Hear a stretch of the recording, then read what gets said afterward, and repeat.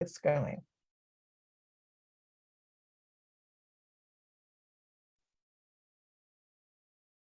Good evening. Welcome, everyone, and thank you so much for joining us today. I am Janet Yang Rohr. I am the state representative for Illinois' 41st District. The 41st District includes Naperville, Warrenville, and Bolingbrook. And today is October 11th. It is the International Day of the Girl. And so about 12 years ago, in 2011, the United Nations General Assembly, they declared October 11th the International Day of the Girl. And it was really to recognize girls' rights and the unique challenges that girls face around the world. You know, we often talk about women's rights. We certainly do that in Illinois and in our 41st district, but it also, I think, makes sense to focus on our next generation and the work that we're doing for girls' rights. So, you know, along those lines, there are lots of great things, I think, going on in Illinois. We have the Council on Women and Girls, which is sponsored by the Lieutenant Governor, Juliana Stratton. She has some really great events and activities going on there. Her Girls Committee, for example, brings together high school girls from across the state. I would really encourage people to look at these efforts. We're going to put them in the chat later and in the post for this video. And you know, if anyone's ever interested in getting more involved there, please make sure to contact us, and we can get you involved there. Today, though, more locally, we've put together a panel in honor of International Day of the Girl. And we're really focusing on the local efforts here around education, around advocacy, and there's no better organization for that than Vision 1948. Vision 1948 is a very active organization in our community, and we are so fortunate today to be joined by members of this organization and some of the people and other organizations that they're working with.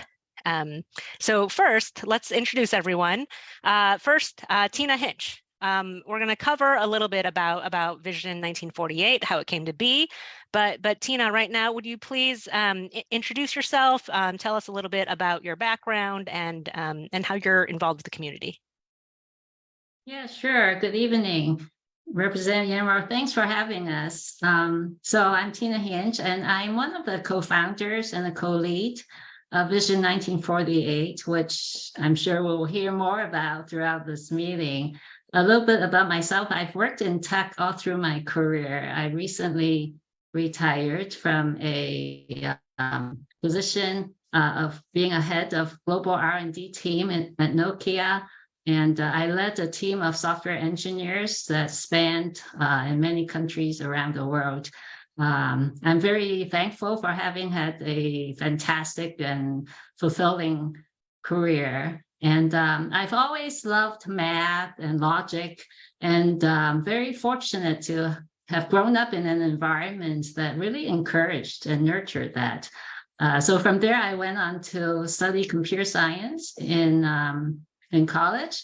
And that just opened the door for a lot of job opportunities that are exciting and stimulating and impactful to society.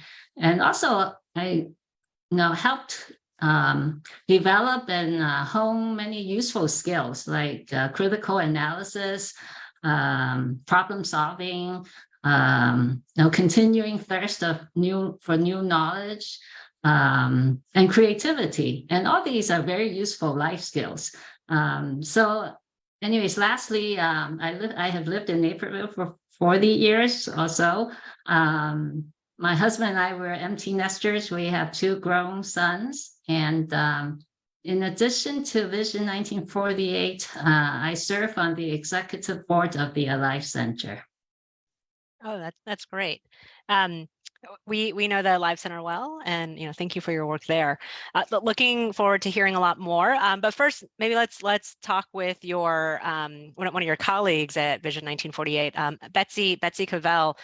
Betsy, you lead, I think, the workforce policy pillar of the organization. Tell us a little bit more about yourself.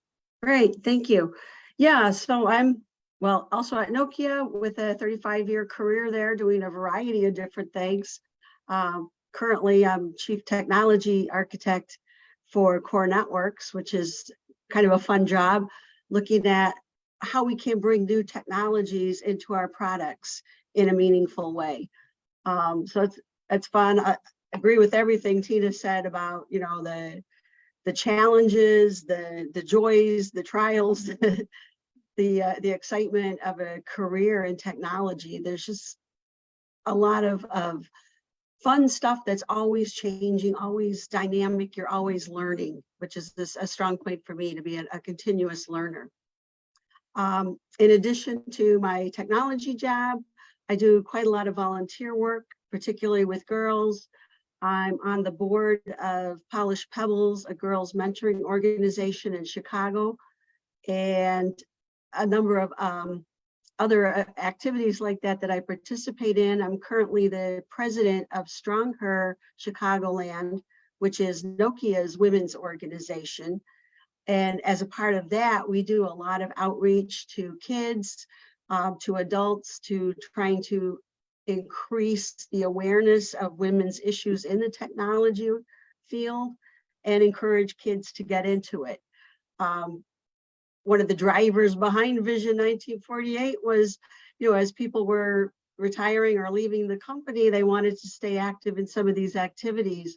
And so we were fortunate enough to have a strong enough group that we were able to spin off a good portion of that into 1948. So it's really been a nice way of continuing some of those relationships and continuing those activities that bring girls into technology. Yeah, that's awesome to have those resources in the community and to bring them together. Really, really appreciate that. So also with us today, Tony Tegmeyer. Tony is from Neuqua Valley High School. I think you're a technology and engineering educator. Tell us what that means, Tony. Yeah, so first of all, thank you for having me. So my background is engineering. So my undergraduate is in aerospace. I was fortunate enough to work on the space station program as a propulsion engineer. So somewhere I have a business card that that says rocket scientist, and so I'm a recovering rocket scientist, I guess. I also spent probably the next 20 years, I think, in automotive and technology and manufacturing. And it's been the last 10 years, I've been a teacher at Neuqua Valley teaching engineering classes. So I have an aerospace engineering class, I have our capstone class, and then an entry-level beginner class called Principles of Engineering. And it is a ton of fun. And one of the things I noticed when I started teaching was excuse me, there weren't many girls in my classes. We had maybe 15%. So in addition to teaching, I have 3 clubs, a rocket club, a drone club, and then I started a girls in STEM club. And I say STEM on purpose because, you know, even though I teach engineering, I wanted the girls at Neuqua Valley to be exposed to all kind of STEM opportunities. And so they get to choose the topics, they get to choose our calendar. And sometimes it's science and sometimes it's engineering and math and technology. And that's when Tina and I met, I think it was last spring, and we had, I think a really good, and you'll see it, I think a little bit later, we'll talk a little bit about it. We were planning as part of our Girls in STEM program, some outreach. So we do some things every year. We try to do it with our other District 204 high schools, in addition to some middle schools, and we have STEM family nights at our elementary schools. And we were planning one of those events, and Tina, our paths crossed, and we were able to integrate our efforts into something that was pretty nice. So and we're looking forward to doing some more things with them again this year. Yeah, that's awesome. If there's one thing I've seen over and over with Tina with Vision 1948 is when they see an opportunity, they are really great at grabbing it and making sure that they're you know, using those resources really well. And finally, I think we have one more partner with Vision 1948, Elizabeth Carroll. Elizabeth, you're with American Association of University Women, I believe, and so tell us how that connects here a little bit. Okay, thank you. Thank you so much for having us tonight. So I too am a longtime Naperville resident, and about 6 years ago, I joined the local group of AAUW, which is the acronym for American Association of University Women. And they have an overarching goal of equity for women and girls. And I came to that from an academic background in labor economics, and that was my interest all along is equity for women and girls. And so with that group, I served on a couple of board positions, most recently the public policy chair. And during that time, we formed our partnership with Vision 1948 because their mission integrated so very perfectly with the mission of AAUW Naperville and equity for women and girls. And one of our pillars too is increasing the number of women in STEM fields. And so it was just a very nice partnership, and we were thrilled to be able to work together. Awesome. And I think we're going to hear a little bit more. But in the meantime, like maybe we'll go to the big picture. I think tonight we're going to see a little background on the programs. We're going to have some slides, some exhibits, some video. But let's start maybe with Tina, with Betsy about tell us what inspired the founding of Vision 1948. Yeah, so Representative Yanghua, let me start with that. But before I go into Vision 1948, I want to just maybe say a few things about technology. A lot of people think of technology as, computers, and think of technology job as working in the IT department or, at Google and Apple. I mean, those are all technology, but technology is about so much more. If you look around us, technology today is really in every industry, be it entertainment, transportation, banking, healthcare, humanitarian efforts, education, criminal, justice, law and order is everywhere. And furthermore, and I'm sure you have seen that in the news every day now about artificial intelligence. Artificial intelligence is becoming a reality. What used to be science fiction, things like, self-driving car and so on are now, happening. And things like machines doing diagnostics of, medical conditions, decision-making machines that are deciding on college admission, loan application, etc. So it's really all around us. And so that's what technology is about. We're facing a revolution, right? A digital transformation and artificial intelligence revolution. And so it's so important that everyone is equipping themselves with some degree of knowledge about technology, about artificial intelligence, and that more people should be getting direct participation, right, in this transformation.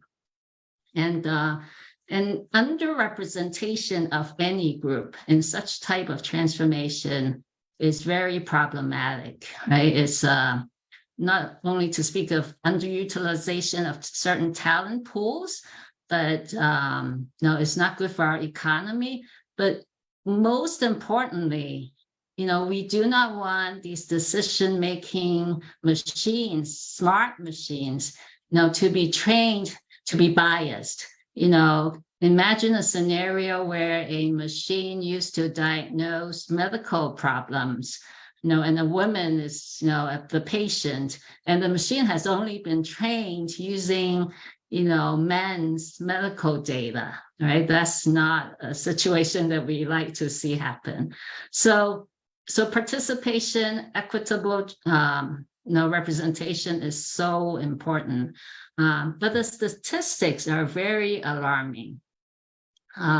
So in the US, the overall workforce, there's 47% of it constitute women. But in the computing workforce, only 25% is women. And not surprisingly, if you look at bachelor's degree earned by women, overall majors, 58% is awarded to women of all bachelor's degrees, but bachelor's degree in computing and information sciences, only 20% are awarded to women.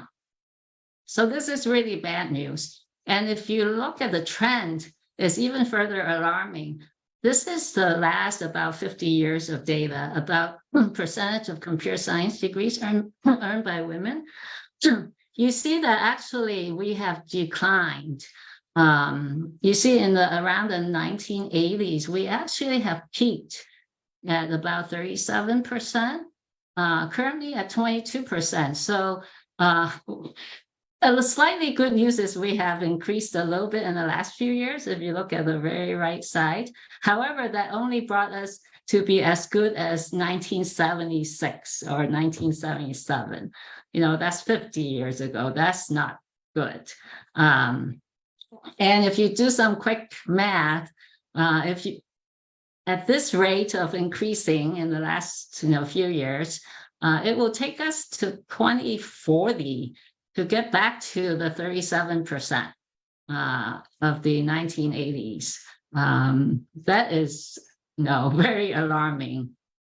And if we talk about equity, right, which is what we want to do, it will take us to 2060.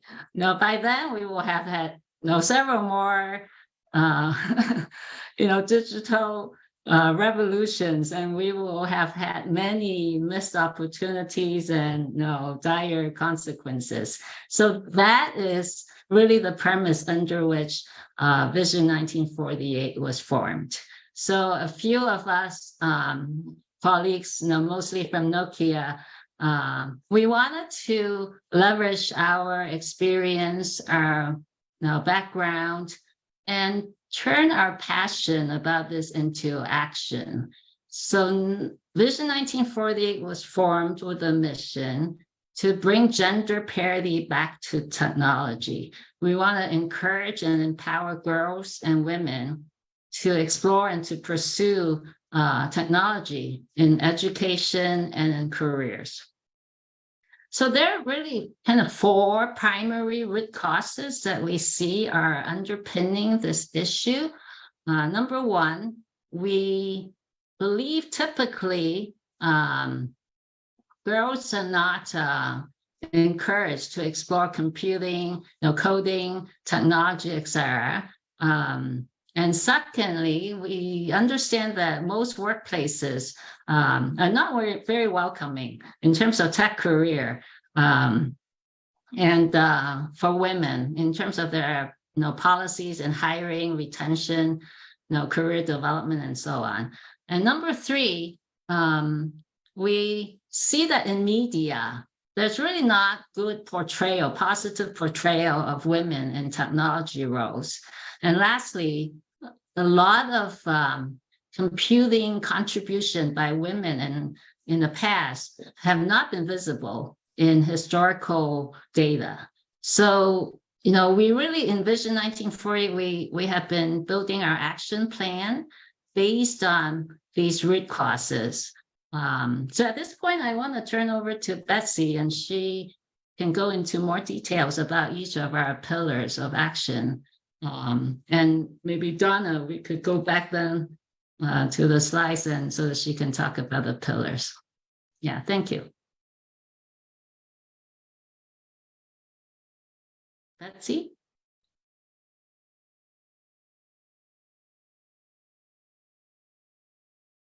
We might have lost Betsy. Yeah, I don't see her in the participants. Yeah. I don't know if she comes back in. We'll make sure to bring her back into the room. Tina, should we keep going with the pillars? Yeah, if she is not back in, I can cover for her. I can talk through these pillars. So yeah, let me do that. And if she comes back, then she can pick up from where I leave. So yeah, so so for Vision 1940, we have 4 pillars that we focus on. Must be, let's see. She says she can't get back in because Zoom dropped. All right, let me then continue. Oh. So education is one of our pillars, one of our 4 pillars based on the 4 root causes that I mentioned. So we want to introduce school-age girls as well as their parents and guardians because they play a very key role in girls what they're exposed to and oh, Betsy is back. Sorry about Let me that. Yeah, I finish got kicked out and couldn't get back in for a minute. No worries. So Betsy, I started talking about education, the education pillar. Why don't I turn it over to you? Oh, okay. I just started, so you can just start. Okay, so yeah, I'm not sure what you'd said, but from our point of view, we think it's really important to get girls engaged in technology and STEM as early as possible. We see kids, girls especially, losing interest even as early as middle school and high school. A lot of it's societal pressures. So we want to capture their imagination even in grade school and then maintain that interest through middle school and high school by giving them some hands-on creative opportunities to work with technology and then support them into college where they can start to learn in more depth. At the same time, we think it's important to involve the parents, the teachers, their other caregivers to support the girls in doing this, to encourage them to satisfy their curiosity about technology. If you look at where careers are, I think Tina mentioned this earlier, almost every field has some aspect of technology. So it's really easy to combine a love of technology with, say, a love of arts or food, culinary skills, automotive, you name it, it has technology in it today. So we really want to emphasize that in our training. We also provide age-appropriate educational programs on artificial intelligence and machine learning. We provide games, videos, speakers, and demos that even people with no or little to no background in technology can start to understand how AI works and understand why understanding AI is important in today's society. We've seen this explosion of AI with the introduction of ChatGPT earlier this year, and now everybody's talking about it. So to further our programs here, we provide various career events, panel discussions. We have professionals from different experience levels, different technology careers, from college students with internships to more seasoned professionals like ourselves that are, multi-years in the career. And we talk about our stories, what interested in us, what kept our interest, how we blend it with other interests, and how we turned it into successful careers. On the workplace policy and practices, we're working with elected officials such as Representative Yang Rohr to find ways to incentivize corporations to increase their focus on hiring and retaining women in technology careers. In our own careers, we've noticed a decrease over time of our female colleagues. When I started out, it was pretty close to 50-50, and that's not the case anymore. We'd like to restore women to the field of technology by creating environments that are supportive and inclusive for women.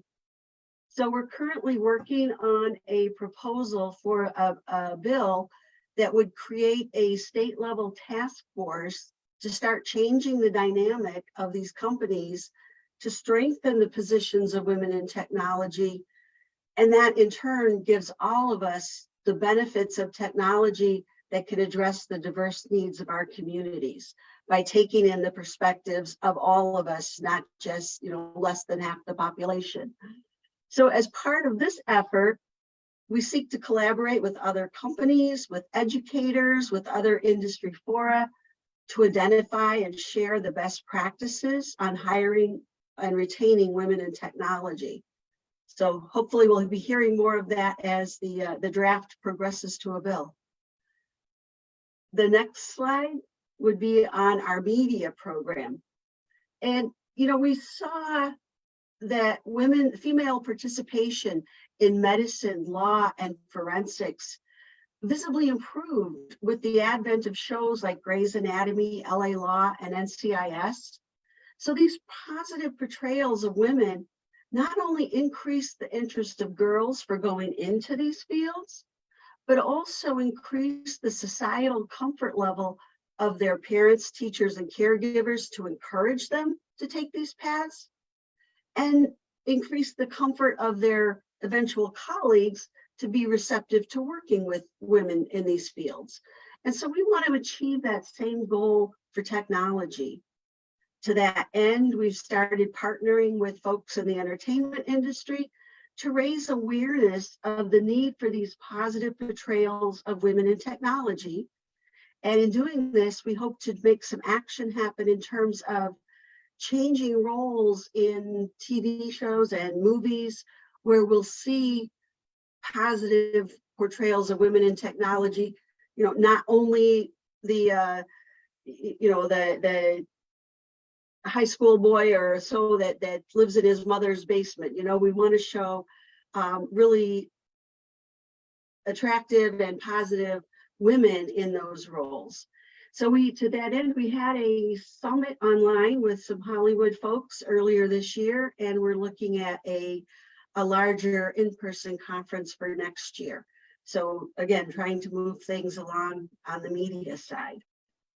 And we have one more pillar, public awareness, where we want to really shine the light on important female figures in the technology area, on women who can be role models for girls. On this one, we're taking steps to feature posts about women in technology on LinkedIn and other social media. We've done some work to update the Wikipedia sites to include more and often more accurate information on the women from those who initially led the field of computing and technology to those who've continued to contribute to the growth of these fields. And, you know, believe me, but the original computers were not devices, were not electronic devices. They were the women who did the math to support various projects, like we saw if you watched the movie, The Hidden Figures. Though they were called computers, literally. So we're trying to expand that availability of that information to show that women have been doing this for a long time, and we're continuing to do it, and we'd like to see more women doing it. We have stories about some of these women on our website. We rotate through them. So that's another way that we're trying to share that information. Beyond the media efforts that we've taken to highlight these women, we have some other projects that we'd like to do in the future. We definitely could use some more volunteers, resources to help us accomplish some of these additional goals. So I'll just put that plug in for those that might be interested in joining up. I love how targeted those pillars are, and how, like, you can tell, you know, whatever process you went through to make them, they were obviously very outcome oriented, and focus on outcomes that are, you know, trying to make a big difference. And I think probably, as you've recognized with one of your pillars on education, to move that needle, you have to really focus on education and young people and students. And, you know, to that end, your partnership with Neuqua Valley and with Tony is probably very important to that. Would love to hear more about that too. I'm sure Tony will be ready to talk about that. Yeah, I can chime in here. So I think I mentioned during my introduction that our Girls in STEM club, you know, one of our big focuses is to teach all the girls about science, technology, engineering, math opportunities. And then we also reach out to not just our District 204 high schools, but other high schools in the area. And we we can only do so much because there's only so much time in the year and only so many resources. So one of the things we were planning last year was an event, an in-person event where we had different stations. We'd had a lot of success with family STEM nights at elementary schools, and we wanted to try it at the high school and middle school level. And as we were planning this, that's when I met Tina and some of the ladies from 1948, and we were able to put this thing together together. And so it ended up, and you see some pictures there. We had a good panel discussion, and I think we mixed it up really well. We had a panel discussion. We had some of the girls from the club share information about opportunities, a lot like the statistics you showed earlier that Tina talked about. Like, there are so many opportunities for girls, and then to hear from the experts about what it's really like to be one, because kids they look at parents, and parents don't know much. They're my parents. Teachers know a little bit more, but they're still teachers. So when you can get professionals who've done what they wanted to do or they see themselves doing, that's pretty powerful. And then we follow that up with a lot of different hands-on stations, and I think it was pretty well attended. We learned some things from that, some things that we can do better in terms of marketing and getting the word out, but I think it was a pretty good first try. So we decided that this year we're going to just strengthen that partnership, and we've talked about all kinds of different ideas, from continuing this event to perhaps some mentorships, some guest speakers like we've had before, and even getting some of the girls from the club to help. I don't know if internship is even the right word, but do some work with alongside with the ladies from Vision 1948. And so we're trying to see what that looks like for the rest of the year, but I'm really excited to see where that's going to go. So I want to add to what Tony said. Tony, again, thank you so much for the partnership. It was great. That one of the things that we did at the panel, or right before the panel, was that we had ahead of time put together a short video, featuring 3 amazing young women who actually came from this area, who graduated from this area, to collectively give some advice, some insights to the audience. And we like to actually show it here to give people in the audience now kind of a feel for the kinds of things that we do.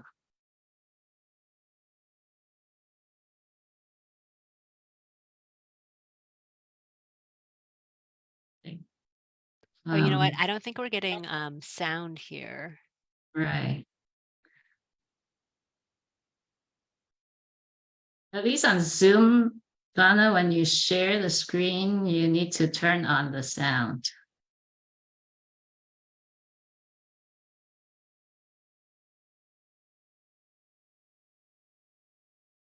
Is Donna?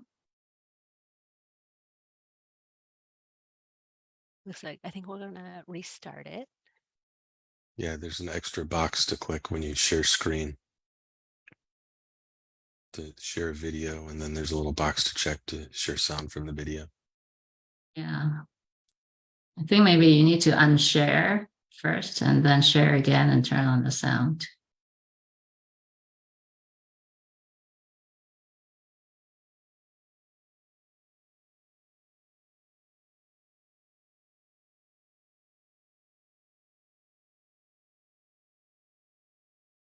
Well, maybe while we're getting that started, I was wondering the chart showing the percentage of computer science graduates and kind of that peak and then the 22%. decline. Yeah, what can you hazard a guess, or maybe you even have the data, like why did it increase so much and then why did it decrease in the 80s, it looked like? Yeah, I think there's probably many contributing factors. So computer science was actually a relatively new field, at least offered as a major in colleges. So in the 70s and 80s, it was fairly new. And so, people were enrolled in that. But I think over the course of years, unfortunately, there have been, I think, rather unwelcoming messaging in the field. There's statistics, they kind of feed on each other, right? We see statistics of being, say, in the Silicon Valley, entrepreneurs, female entrepreneurs getting a very small percentage of the seed money, work environments, women are not, they don't feel welcome. And people covertly or overtly making statements about, this is not a field for women. So I think all those contributing factors just, cause, kind of a discouraging factor for people who might want to get into the field. And that's why, right, a lot of our activities want to kind of debunk some of these, these myths. Hi, my name is Hannah Hillis. I am a product research engineer at Indeed. My overarching job basically is to provide a really good experience for people who are looking for a new job, so matching them up. Currently, I'm working on an algorithm that matches up job seekers with employers based on a variety of criteria. Typically, I code in Java and React for the front end. Hi, my name is Avni. The type of AI research that I do in my master's is related to machine learning fairness, and we're specifically looking at how every individual has the right of access to certain goods like healthcare, employment. My name is Lori. I'm currently a master's student at Carnegie Mellon, and my goal is to become a Disney Imagineer or work for Universal Creative. And those are essentially the people who develop theme parks like Disney World or Universal Studios.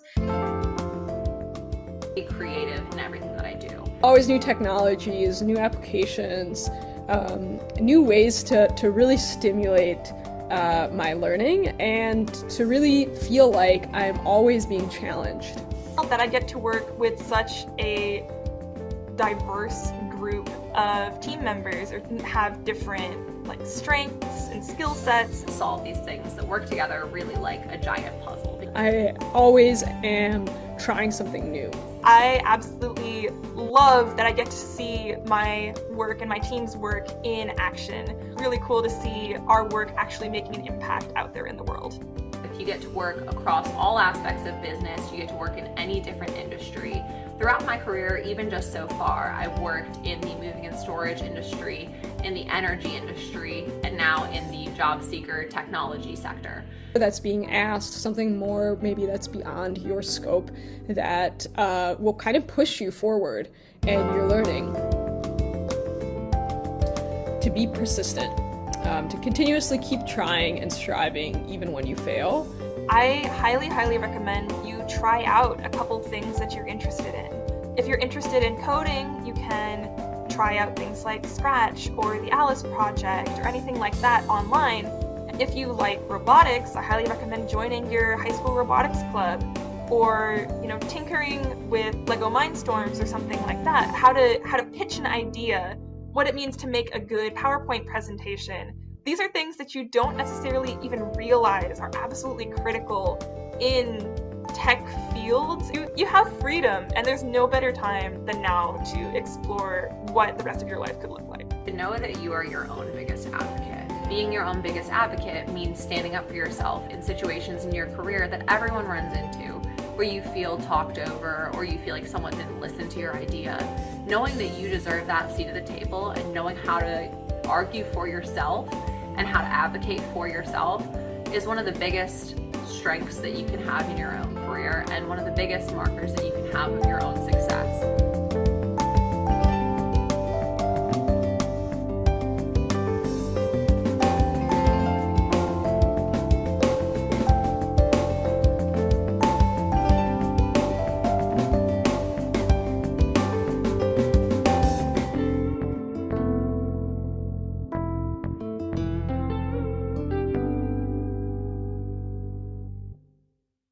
so lots of very local people, very local women in that video. So that's really great. And I think it was Tony who said it. I totally agree. Kids and girls don't listen to their parents.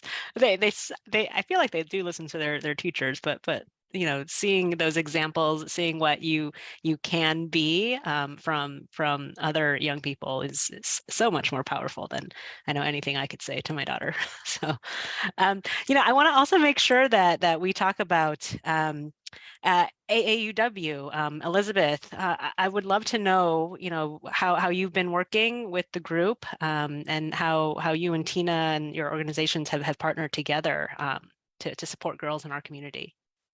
So thank you so much. And so one of the main pillars or public policy priorities for AAUW is pay equity and trying to work on policies to close the gender pay gap. And what we know is that one of the leading causes of the gender pay gap is actually occupational segregation, that there are certain occupations that tend to be more dominated by women, and there are others, like we saw earlier, that are more dominated by men. And particularly in STEM fields, we see wage premiums. And so to the extent that there is not equity in STEM fields with women and men in those roles, that's one of the causes of the gender gap. And that's why we at AAUW are so invested in trying to increase the number of women in STEM fields, starting with girls and getting them excited about the different opportunities early on, and then making sure in the workplace that it's a place where women want to stay and persist and lead. And so when we were introduced to Vision 1948 a couple of years ago, we felt like it was a really perfect partnership.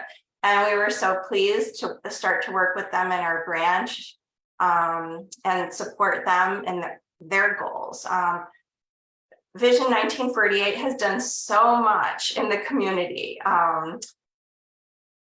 Between all of the things that you've seen earlier in the presentation and their advocacy, and then so many workshops. One of the very first things that I became aware of that they did is in the first summer session of a national AAUW initiative called STEM Ed for Girls. They worked on the curriculum of the whole project and then presented the tech module. And I just wanted to say there's a QR code on the slide.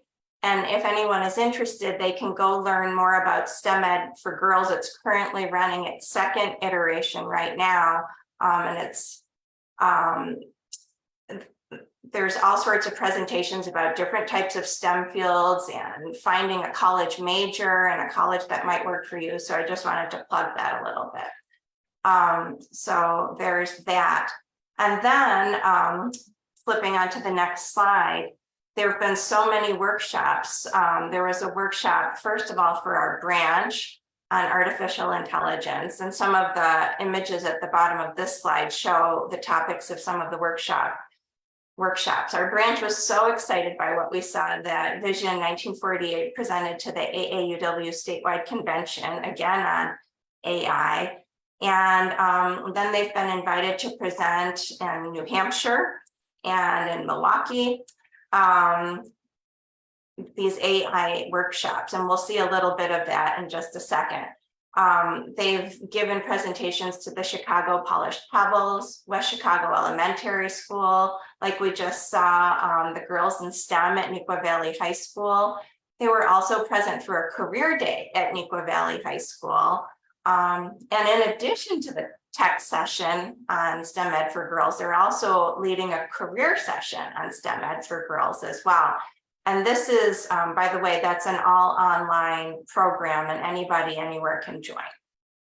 So I think on the next slide, we get to see a little video snippet of what, an example of what we all got to learn in one of these workshops.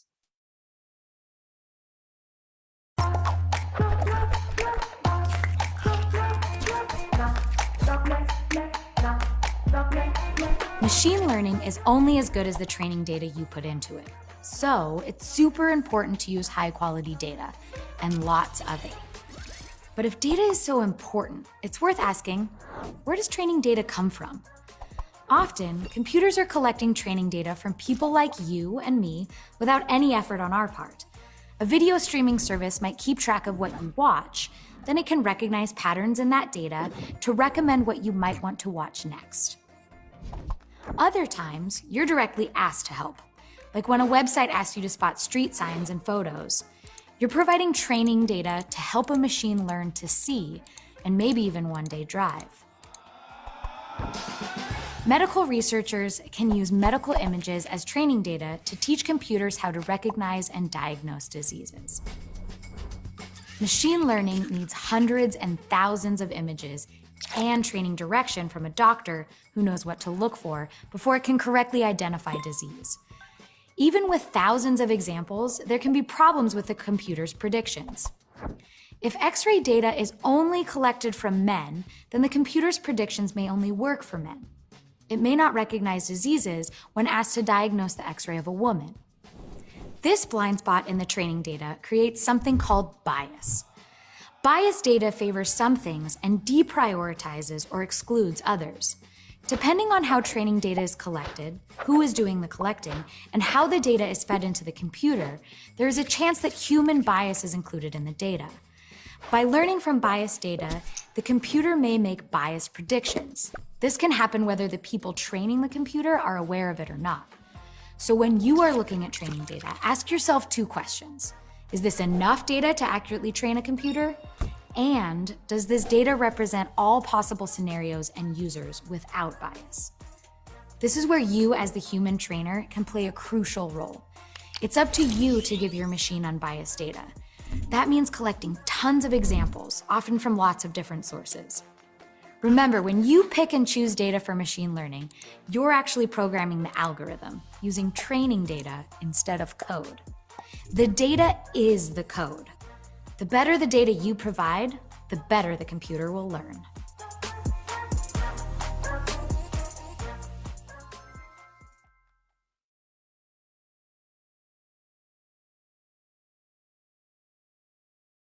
That's awesome. I thank you for providing that kind of very, I think, real world example for what you're trying to do and why this is so important to focus on.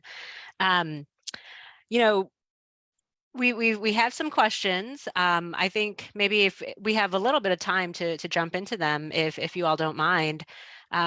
So we're highlighting this, of course, on the International Day of the Girl. But I know that and just from this conversation, it's clear that you have activities going on all the time and events going on. Tell us a little bit about that. Like what do you have coming up? How do people get involved? Like if organizations or individuals want to learn more or get more involved, tell us a little bit about how to do that. Let me take that. So first of all, everyone saw earlier the last slide show our website and also our email address. So our website has a page that shows all the upcoming events. And then we also have a mailing list of subscribers who we send notification about upcoming events. So, please get on our website and hit subscribe, and then you will be getting, notification. I feel like I'm a influencer, hit subscribe, hit like, but really, that will give you all the information. But just to say a few things about the upcoming events. Actually, Elizabeth talked about a little bit already. There's a career session that we're doing for the STEM Ed for girls.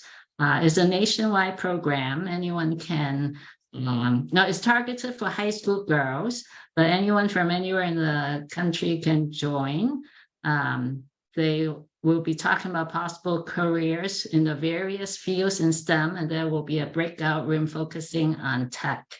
And so Vision 1948 will be doing that particular breakout room focusing on tech. We also have a Milwaukee session of the AI workshop that Elizabeth talks about. It will be in February. And again, it's by Zoom, so anyone can join. You don't have to be a member of the Milwaukee branch of AAUW. Furthermore, at the national level of AAUW, we will also be doing a tech session also in February. We will have a career panel. We will have hands-on participation, and most likely to learn more about artificial intelligence. And we'll have ambassadors, essentially professionals from the field, to talk to the girls about what it's like to work in the tech company. And again, that one is target audience is high school girls and their parents and guardians. But we are continuing to work on more material. So, Elizabeth talked a lot about the AI workshop and so on. So we're finding out that there's a big thirst for knowledge in this area. So we have put together like an AI 101 to give people just a taste of it. So we're thinking of building on that and building like an AI 201 to give more learning to people who really want to learn more in this field.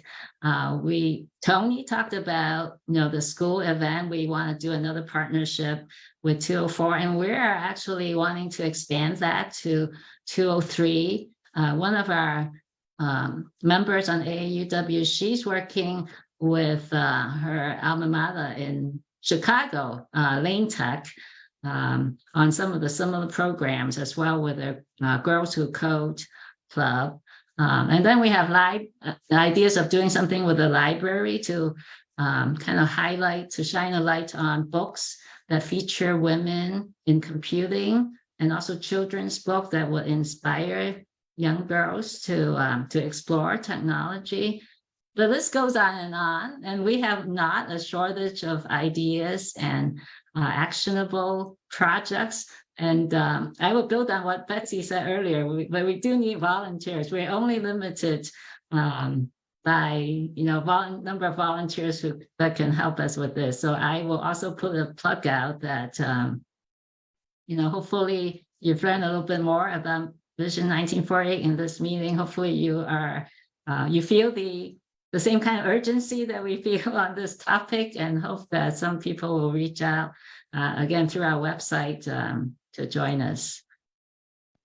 If I can add to that, just a reminder, we also have in the other pillars, our policy pillar, this work on trying to create a bill within the Illinois State Legislature. Could certainly, use other folks that wanted to engage in that effort, bringing in other companies where you want to see growth in the women in technology within your own company.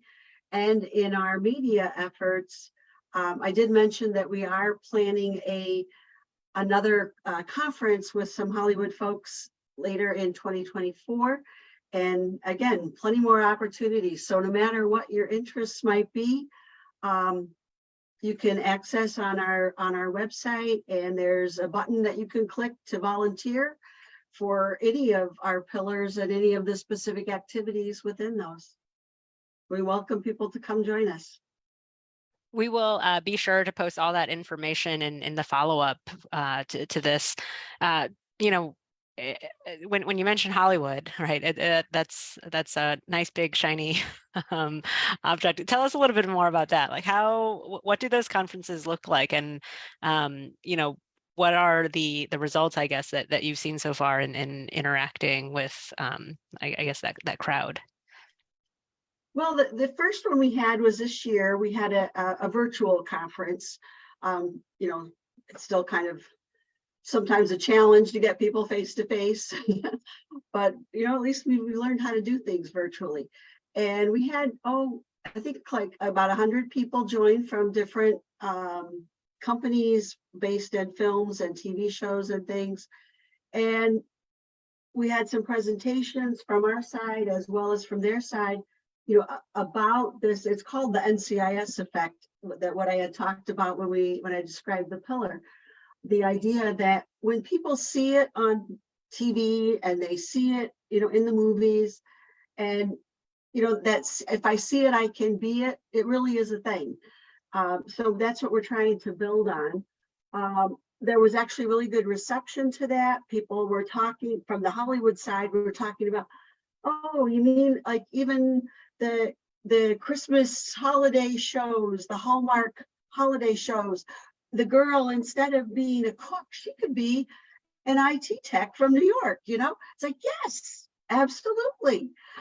So it doesn't have to be a movie focused on technology. It could be a movie on any theme, but bring in the characters that are these positive portrayals of women in technology.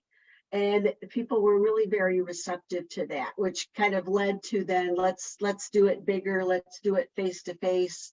Now that we've all got a taste of talking to each other, bring in more people and see what we can do with a face-to-face meeting next year. I love that example you gave of Hallmark movies. That is probably my one of my vices. I like having it on in the background, and I could totally picture what you're talking about in terms of having that female protagonist being a tech role. Tony, can I ask you, from your perspective, what do you think? What else needs to be done to make sure that girls are pursuing these fields, or at least looking at the option? That's a great question. So one of the things when I started the Girls in STEM Club was to look at what are the root causes. And that was one of the things I learned as an engineer and a technical manager, and teacher training, and parents as well, because this really starts early. This starts in elementary school, where we don't mean to say things that are taken the way that children take them, but an example might be a comment about math. Oh, this math is really hard. I know, but if you just get through it, then you can get on to it. And when we say those things, children get discouraged. They think they can't do them. And I think also with girls, they're those traditional gender roles. So one of the things that I've worked with in our district in 204, I didn't mention, I actually wrote a book during COVID, and I don't get any royalties, so I'm not plugging the book. But I use that for some training for our elementary LMC directors, librarians. They all have maker spaces, and it's to get more people just involved in doing STEM type of things. But along those lines, just getting more training to teachers to get them more comfortable with a lot of the topics, and just think about what they say and how they do things with children, and to make things really interactive. That's one thing I like about my classes, and it's not me, it's the curriculum. We study topics, and then we do a lot of hands-on activities, and kids love that. So if we can make engaging lessons for kids on, a lot of people don't like math. They think it's boring, but it's critical. So if we can do a lot of those things early in teacher training, I think those that will make, that'll take, a long time to impact and for us to see numbers, but that's the root cause. And we will make sure to get your book information and post it and make sure people see it as a resource. That's really awesome that you took the time to put your knowledge down on paper, or I guess maybe electronically these days. Both. To share it. We are at the hour, and just wanted to throw it out to the group. If you have anything that you wanted to make sure that the the audience knew about your efforts, about Vision 1948, or just the thoughts in general about girls and technology. Well, we hope we've convinced you that this is something that's worth putting some effort into, that it's, there's real impact, especially when we saw those videos on the AI. There's real impact to real world products if we don't have women involved in doing these things, especially AIML, but in technology in general. So we hope that you'll encourage the girls in your life to consider this, to take an initiative to go and attend some event, or look into what the possibilities are. And if you feel so inclined, come and join us and help us to, get the word out. Yeah, I may also want to add that, we talk about how we do not want, biases and so on. We talk more kind of on the negative side, but let's not lose fact of the side that, technology jobs are, in abundance. There are numbers that show that the number of jobs outpace graduates, like 3-1. And so, in a way, regardless of your, boy or girl, we need more people in this field. And, they are well-paying jobs, right? So, I mean, aside from the fact that technology is really the key to transforming the world, there are also practical matters, right? That there are abundance of jobs and there are, they're well-paid. So, those are all the factors, that combine to, I think, as a motivation to look into this field.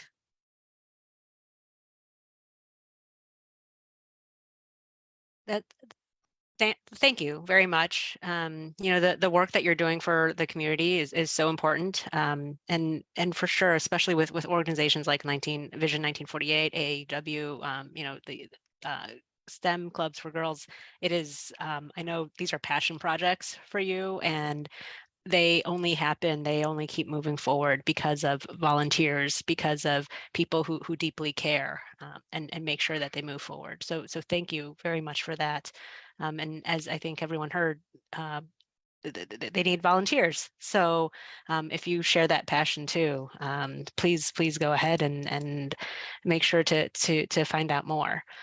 Our office, we're just so excited about collaborating with you to serve our community. And so please reach out to let us know about your upcoming events. We would love to continue to work together and to share those with our constituents and with the community. And I want to thank you all again for taking the time to join us. If anyone in the audience has questions about the panel from today or any services that my office can provide you, please never hesitate to contact us. The email is info@repyangroar.com. This is October, and October is also the month for domestic violence awareness. So just wanted to throw out there as well that each year we do a purse drive with Love Purse. So you can bring your donations to our office. You basically take a purse, take a bag, and fill it with a nice a note, as well as supplies for women who have been affected by domestic violence.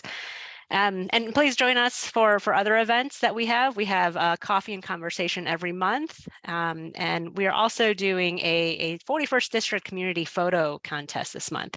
So you can visit the website, repyangroar.com, for more information. And so again, thank you everyone for joining us, and really appreciate your time today. Thank you for having me. Thank you. Yeah, thanks for the opportunity Thank you. to come talk with you.